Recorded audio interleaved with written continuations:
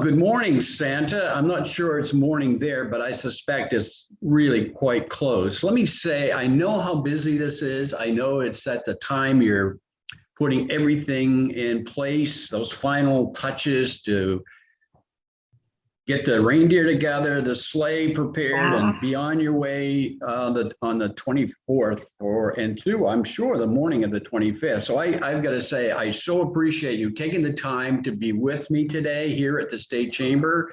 And I've got to say that you are a ray of sunshine in what is otherwise a cloudy day.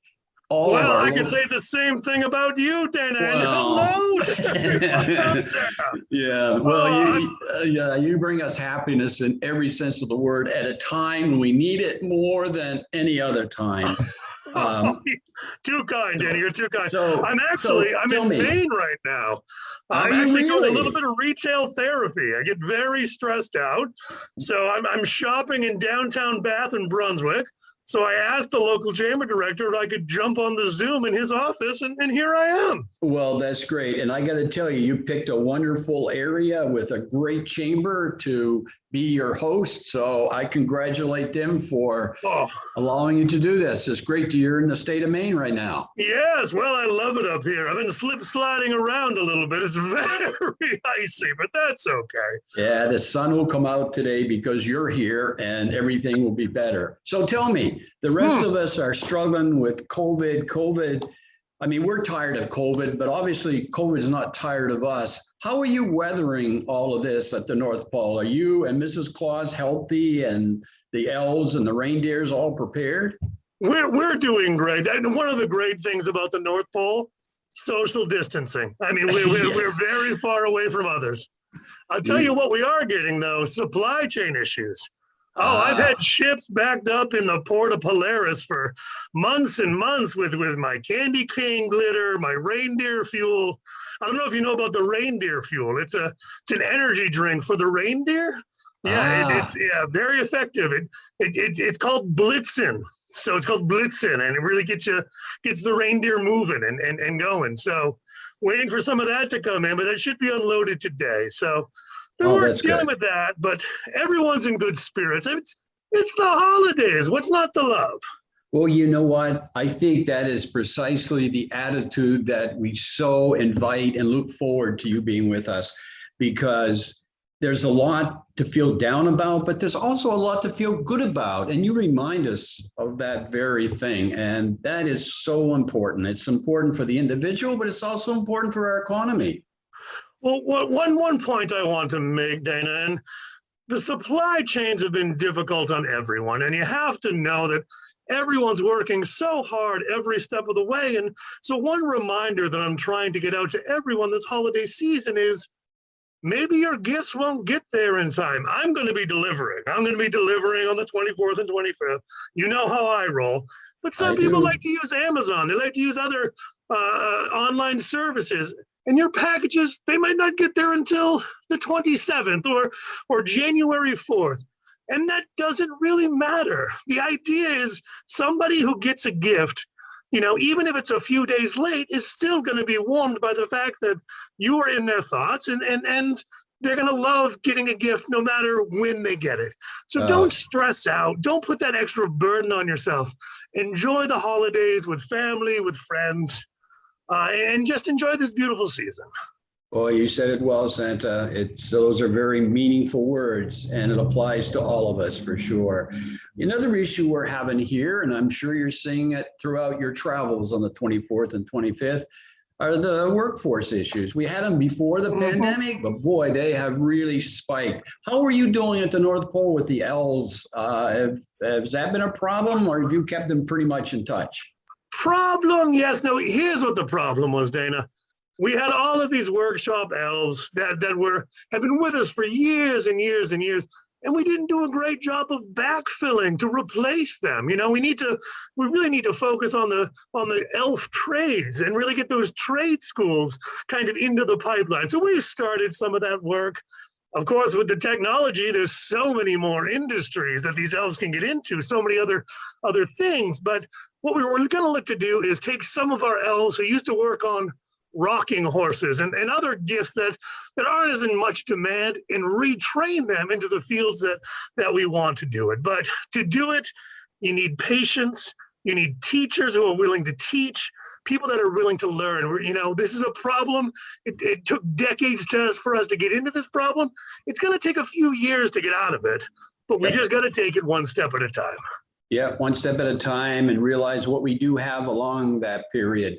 Let me ask you this. I've always wondered, you and Mrs. Claus and the whole family of Elvis put so much time into making us happy at Christmas season.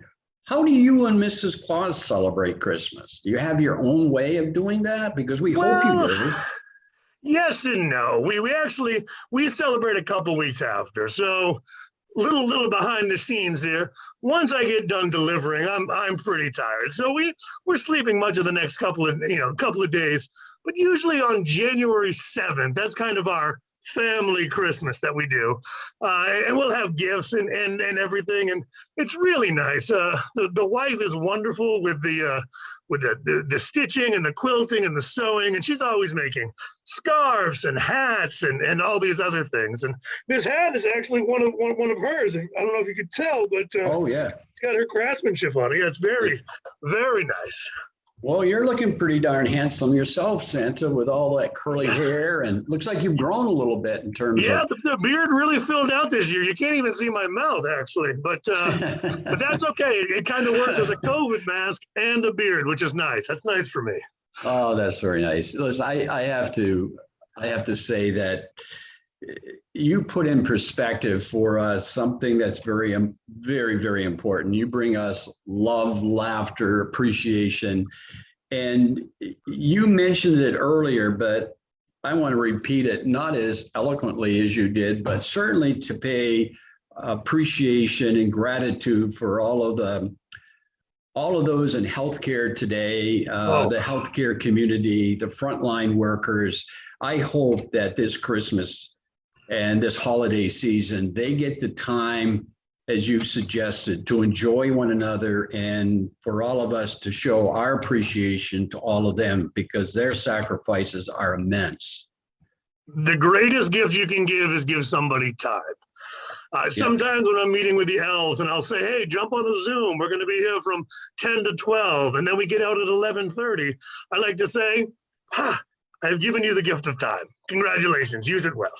But seriously, everybody needs a little bit of time to themselves. And it's okay to do nothing.